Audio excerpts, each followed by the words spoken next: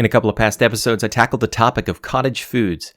I tried to give particular attention to the actual wording of Arkansas's cottage food law, along with its various amendments over the years, to try and summarize for you guys, and honestly to try and wrap my own mind around what is and isn't allowed for a non-licensed and non-inspected home-based cottage food operation to legally do its thing.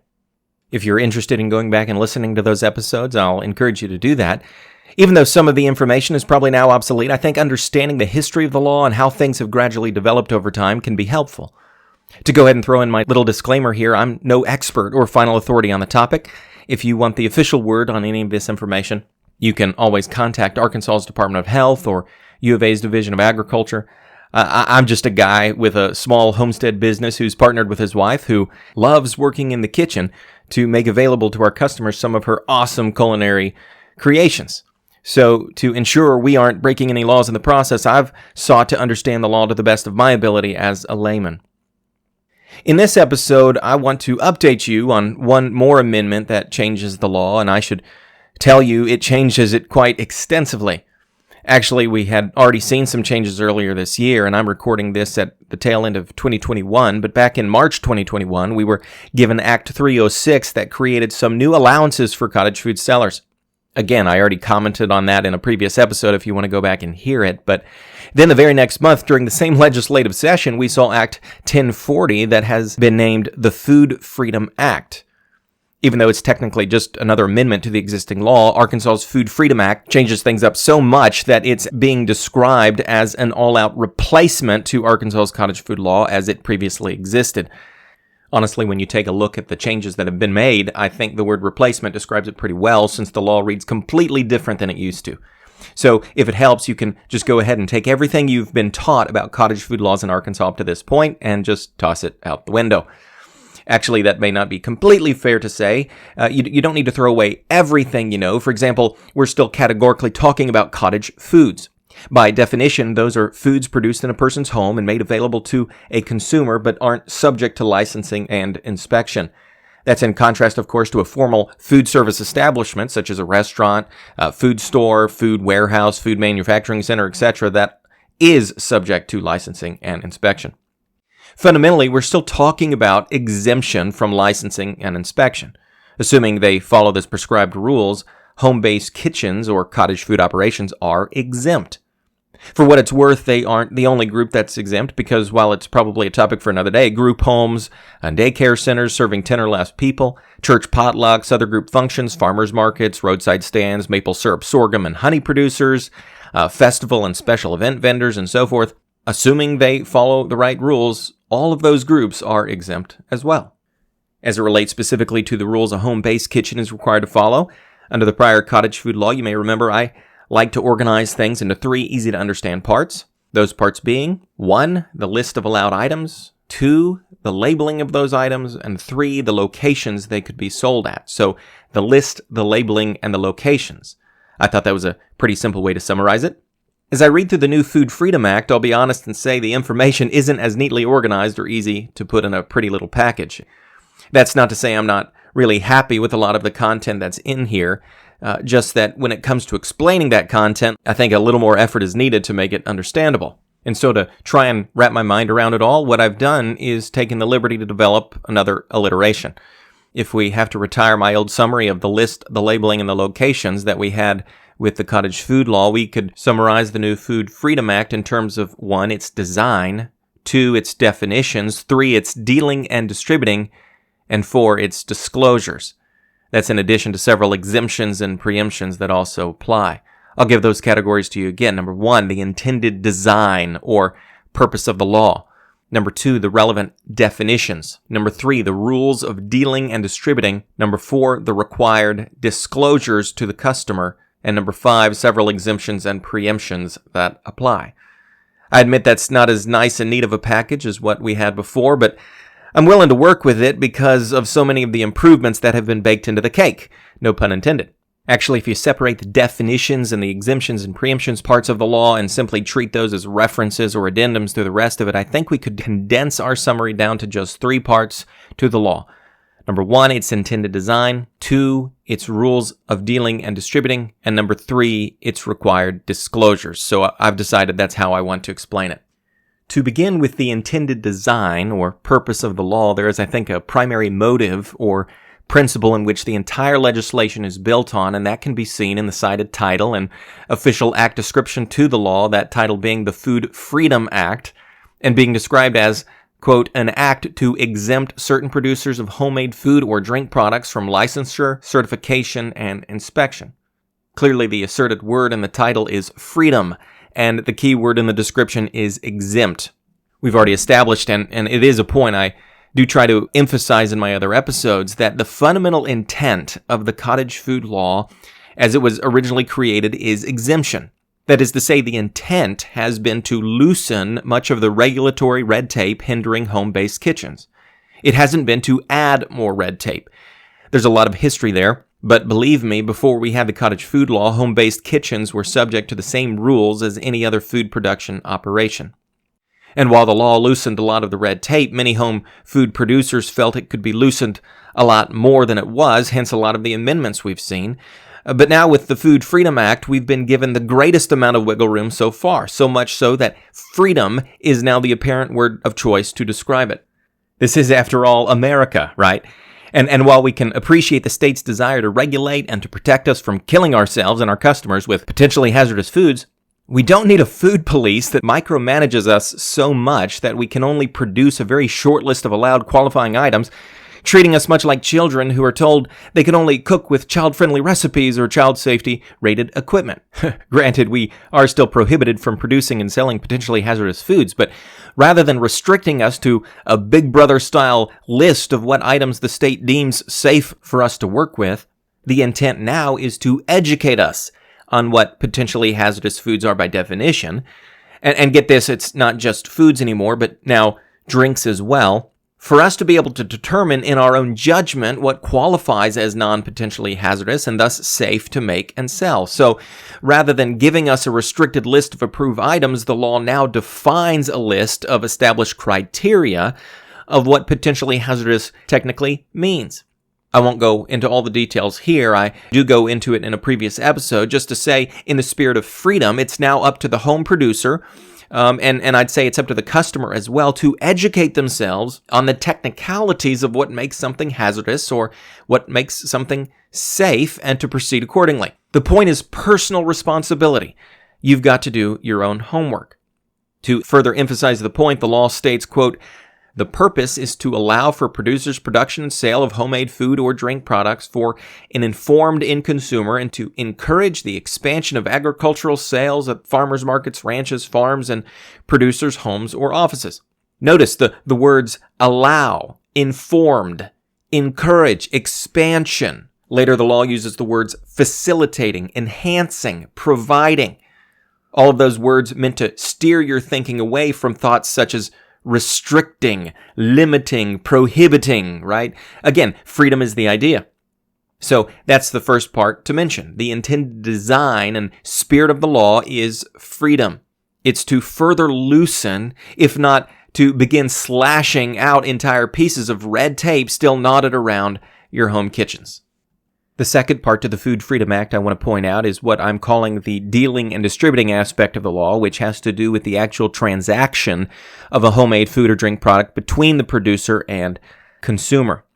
Under the former cottage food law, transactions were originally limited to direct in-person sales only at a short list of permitted locations, including the site the product was made, that being your home or a farmer's market, county fair, or special event. That eventually expanded to pop-up shops and online platforms, and during the social distancing COVID era, a kind of presumed state allowance for points of distribution such as commuter lots or church parking lots. In all those cases, the qualifier was still for sales to be made directly to an end consumer. Directly no longer meaning in person necessarily, but presumably without the involvement of a third party. Now, under the Food Freedom Act, all those same points of sale are still implied, with even a few new places to go along with them. For example, the law talks about being allowed to set up an actual retail space on the ranch, farm, home, or premises where the food was produced. I assume that could be as simple or fancy as you want to make it. I know some folks who have converted entire rooms, additions, or outbuildings into little dedicated farm stores for their customers. That's totally allowed. Also now allowed is the ability to sell, quote, at a retail location of a third-party vendor of the homemade food or drink product. Now, I'll be honest with you, though I'm totally excited about that one, I'm personally a little confused by it, because the law also still explicitly states, quote, a transaction shall be directly between the seller and the informed end consumer. That raises the question again, what does a direct sale mean? As I've said earlier, it used to mean in person only, and then it seemed to imply no third party. Hence the rules that were applied to pop-up shops at unaffiliated established businesses where you could sell at a brick-and-mortar business, but not through the brick-and-mortar business. That is to say, you were set up with your own little table on their premises while you were still doing your own sales. But now being allowed to sell at a retail location, the law clarifies that that can be done, quote, by an agent of the producer or a third-party vendor, including a retail shop or grocery store. That suggests to me you don't even have to be there at all. And yet the law also still states transactions must be made, quote, directly between the seller and the informed end consumer. So to me, that's just a little confusing. It only gets more confusing when you try to figure out what is meant not just by the phrase direct sales, but what is meant by the phrase end consumer. Because repeatedly, the law talks about selling to informed end consumers, and by definition, an end consumer is a person who is, quote, the last person to purchase your product and does not resell your product. All right, if that's the case, how's the third-party vendor selling your products? Are they buying your products wholesale and reselling retail? I suppose if this is an exception to the rule, they are. Otherwise, I imagine this would be some sort of commission-based arrangement whereby sales are still your own, kept separate from the store sales and cashed out after the fact.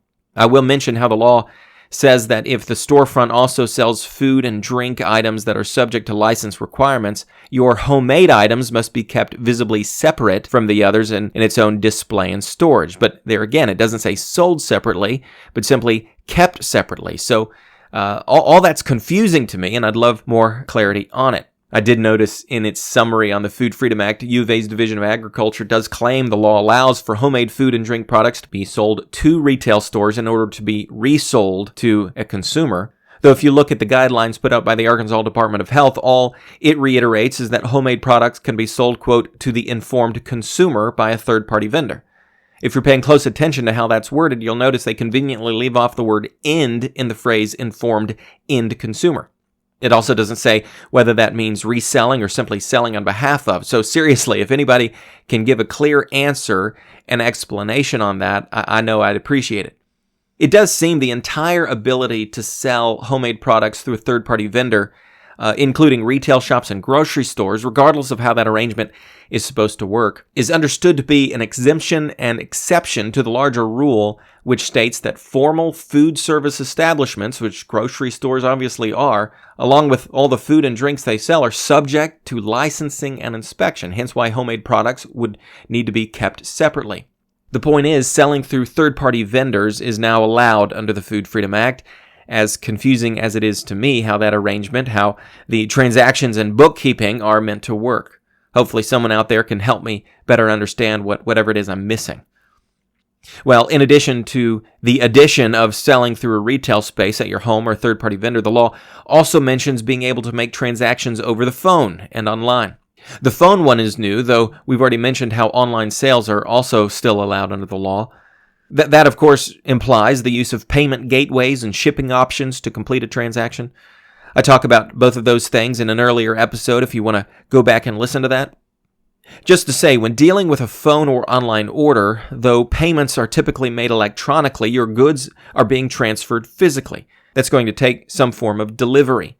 Under the new law, that delivery can be arranged either by yourself, your agent, your third-party vendor, or a third-party carrier of your choice. Most mail service carriers have rules pertaining to the shipment of food, so you just need to read up on that. If delivering locally or in the state, your options and rules should be straightforward. However, if delivering outside the state, you no longer have to think about just Arkansas laws and your mail carrier's rules, but as soon as you cross state lines, you now have to think about that state's laws and any federal laws that govern interstate commerce. Again, that's something you need to read up on. Well, the third and final part to the law I want to give attention to relates to the kind of information you are required to disclose to your customer And furthermore, the kind of information your customers expected to be aware of before deciding to buy your products. This is another development in the language that I think I can appreciate, because that's one of the things I remember wishing for in my original episode on all of this. Namely, for the freedom to educate and equip both consumers and producers so that they can make their own informed decisions on what to buy, sell, and ultimately eat. The law qualifies the need for your end consumer to be an informed end consumer. I take that to mean your customer holds some responsibility to educate themselves about your product before buying it. If after you've disclosed everything you need to know about what you've made, they decide they'd like to buy and try that, it's totally their prerogative to do so. The food police doesn't need to tell them they can't. Granted, before a consumer can educate themselves on everything they need to know, the producer must first thoroughly disclose all the information they need to know. What information is that? Well, according to the law, the following information shall be provided to the informed end consumer. 5 pieces of information are required. Number 1, the date the product was made. Number 2, your name, address, and phone number, or, get this, an identification number provided by the Department of Agriculture if you'd rather your personal information be kept private. Number 3, the common or usual name of the product. Number 4, the ingredients of the product in descending order of predominance. And number 5, the following statement, quote, "This product was produced in a private residence that is exempt from state licensing and inspection. This product may contain allergens," end quote. If you're dealing with a product where the pH level would be in question, a 6th piece of information you'd want to provide, assuming you're not working with some kind of department-approved or laboratory-certified recipe, is a unique batch number to be marked on your product, and then records maintained for your own safekeeping of your batch numbers and the dates you made them, along with your pH testing results and recipe information. Again, that's only if it's a product where pH levels are of concern. Some of that other information was already required under the Cottage Food Law, while some of it is new and expanded. But before getting too bent out of shape about the hassle of having to explain all that information, remember, this is actually what we want. We want informed consumers. Why do we want informed consumers? We want informed consumers so they can make their own decisions without the state stepping in to make those decisions for them. The big thing we need the consumer to know is that what they are buying is not regulated, inspected, certified, or subject to state packaging or labeling requirements, and has not been processed in a facility that is subject to state licensing, permitting, inspection, and regulation. In other words, what they're buying is homemade. Let there be no false impressions. That doesn't mean your products shouldn't be as professional and as high caliber as you can make them, or that your goal is to make it to look obvious your product was slapped together in a home kitchen. Show a little pride and make your products look as good as the professionals. Just be sure you're disclosing the fact that you're not a professional. The way you do that is to provide the information I've just mentioned. How are you going to provide that information? Well, the law gives several methods for that. First, if your product is packaged or offered from a bulk container, a label with all that information needs to be placed on the package or the container. And if it is from a bulk container, a written print-off with the same information should be provided to the consumer upon purchase. Second, if your product is packaged or offered from a bulk container, then a placard or sign with the needed information should also be visibly displayed at the point of sale. Third, if your product is offered online, the information needs to be included on the website page the product is sold on. Disclosing to the consumer everything they need to know about your product in an easily accessible manner and allowing them to decide if they want to buy it or not is all for the sake of promoting food freedom in Arkansas. It may all seem like a more confusing set of requirements and criteria to have to worry with and wrap your mind around compared to the simplicity of the prior cottage food law, but I'm hopeful there can always be some clarifying future amendments to clean up the choppiness. The great thing about Arkansas's Food Freedom Act is that more freedom is being put into the hands of the home producer and consumer. Obviously, with greater freedom comes greater responsibility. I think that translates to more steps on your part to educate yourself, to educate your customers, and to apply the needed steps to be a home-based food business that, though not licensed and inspected, is still as professional as it can be and above par. I've said a lot, and quite honestly, there's still plenty that could be said, but hey, that puts the ball in your court to start doing your own research.